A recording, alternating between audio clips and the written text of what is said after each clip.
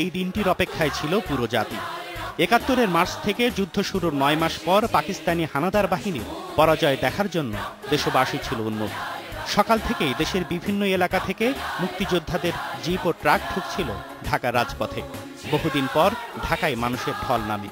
মুক্তির আনন্দে উদ্বেলিত নগরবাসী হাত নেড়ে, গান গেয়ে আর একে অপরকে জড়িয়ে ধরে তাদের স্বাগত জানায়।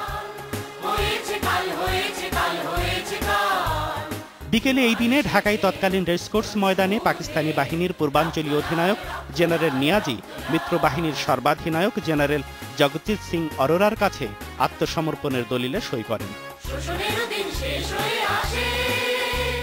পাকিস্তানি বাহিনীর এই আত্মসমর্পণের মধ্য দিয়ে শেষ হয় দীর্ঘ 2 যুগের পাকিস্তানি শোষণ আর বঞ্চনার। নির্যাতন নিষ্পেষণের কবল থেকে মুক্ত হয় বাঙালি জাতি। বঙ্গবন্ধু শেখ মুজিবুর রহমানের নেতৃত্বে এই ভূখণ্ডের মানুষ পেল নিজেদের সার্বভৌম আবাস। শুরু হলো অসাম্প্রদায়িক ও বৈষম্যমুক্ত জাতি গঠনের নতুন অধ্যায়। প্রতি বছরের মতো এবারও বিজয় দিবস পালন উপলক্ষে আলাদা বাণী দিয়েছেন রাষ্ট্রপতি আব্দুল হামিদ, প্রধানমন্ত্রী শেখ হাসিনা, বিরোধী দলীয় নেতা রওশন এরশাদ ও বিএনপি চেয়ারপারসন বেগম খালেদা জিয়া। মুক্তিযুদ্ধের নাম না জানা লাখো শহীদের প্রতি সাভারে শ্রদ্ধা জানাবেন সর্বস্তরের মানুষ। ৭১-এর যুদ্ধাপরাধীদের বিচার ও রায় বাস্তবায়নের দাবিতে সোচ্চার হবে লাখো কণ্ঠ। নতুন দেশ গড়ার প্রত্যয়ে ফুলে ফুলে ভরে উঠবে স্মৃতিসৌধ।